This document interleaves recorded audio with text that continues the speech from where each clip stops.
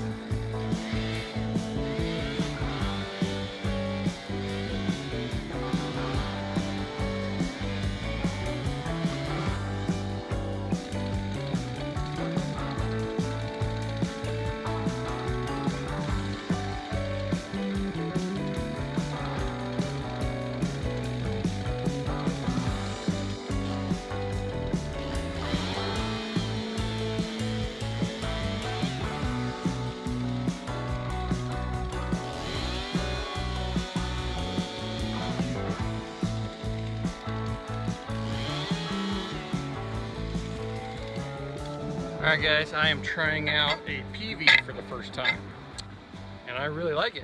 We've had a bunch of these logs that we just kind of stacked with the excavator when we were doing a bunch of clearing last year.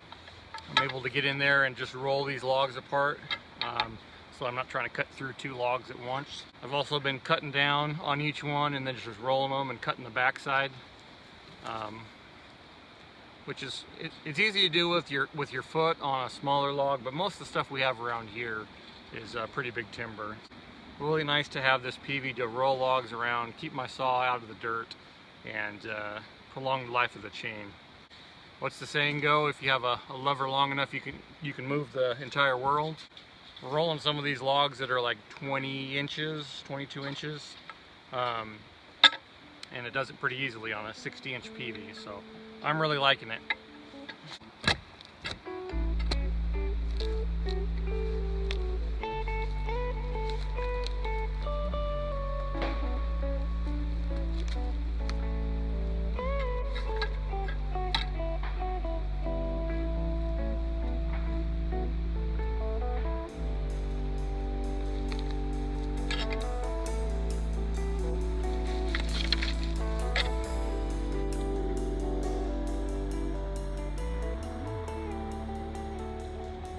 Well, I did a bad thing last year. I put the log splitter away and didn't run it out of fuel.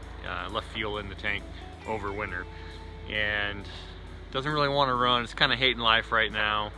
We got started with some starting fluid, but it just doesn't want to stay running. So I got a siphon. We're going to siphon out some fuel and put some fresh fuel back in there, some carb cleaner, see if we can get this thing wanting to operate a little bit better again.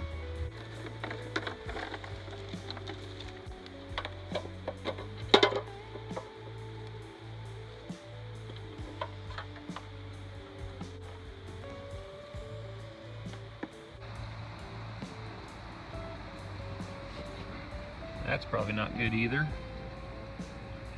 Bunch of junk in there.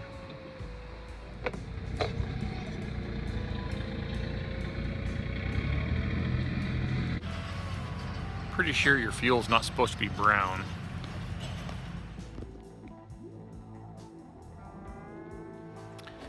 Alright, so we kept starting and running, but it was acting like it was running out of fuel, so took the carb off, start cleaning it, and pulled the fuel line off, and I don't know if you can see in there, but that is plugged with that junk that was in the tank, so I think that's why it's not letting enough fuel in to let it keep running.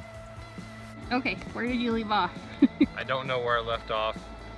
Something's wrong with the carb. It's filling the cylinder like with fuel, like just loading it up. So looked around for carb repair kit.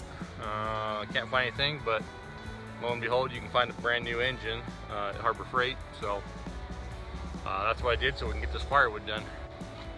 Old one, new one. They look pretty much exactly the same.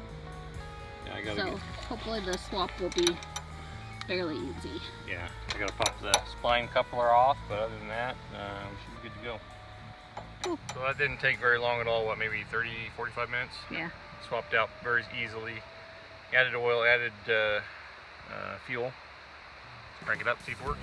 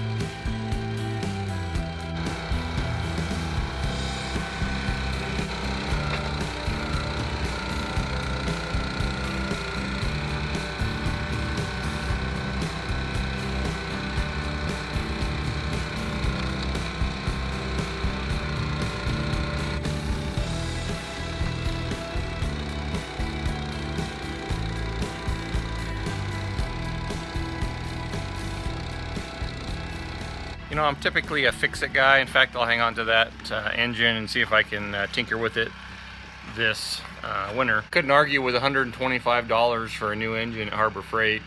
It looks like they came off the exact same assembly line, and it's running great. I don't know. I could have gone down. If I could have even found a carb for that thing, it would have been 20, 40 bucks, plus time tearing it apart. In this case, it just made sense. So just a little background for you guys.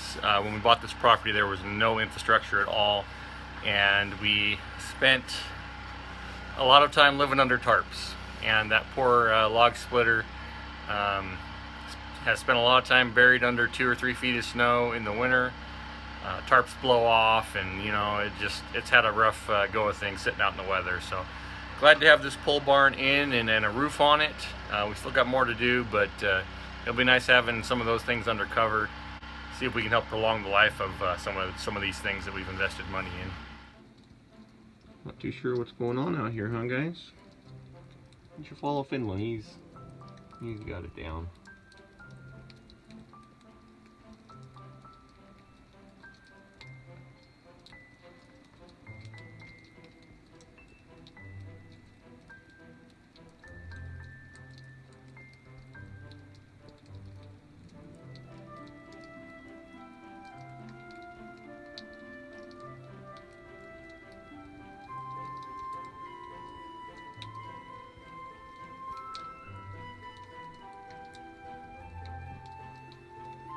I'm gonna be the brave one, Ollie.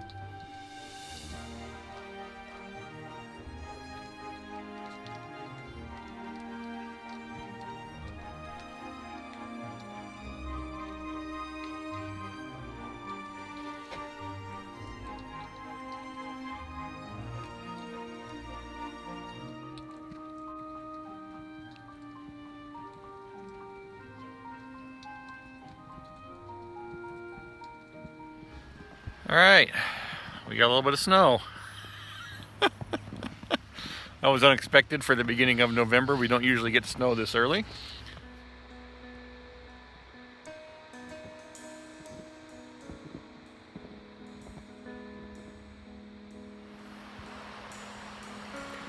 This little guy's still going.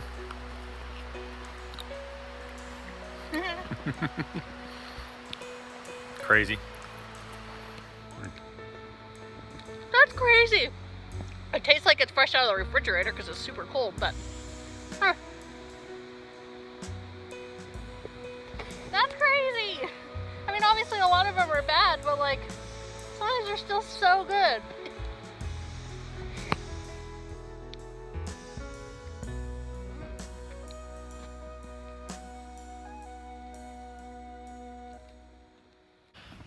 So we had a weird year with the fires running so late, fire season running through October. So now here we are at the beginning of November, and we're just finally getting into cutting firewood. So I still got a big log stack left to do. We got a bunch of that bucked up and split. So we have a bunch of rounds that we didn't get to, so Dee Dee hauled them up to the pole barn to keep them out of the weather. But as soon as I get a dry spell, I'll come and finish bucking up the rest of that, and we'll just put it on the back of the pile.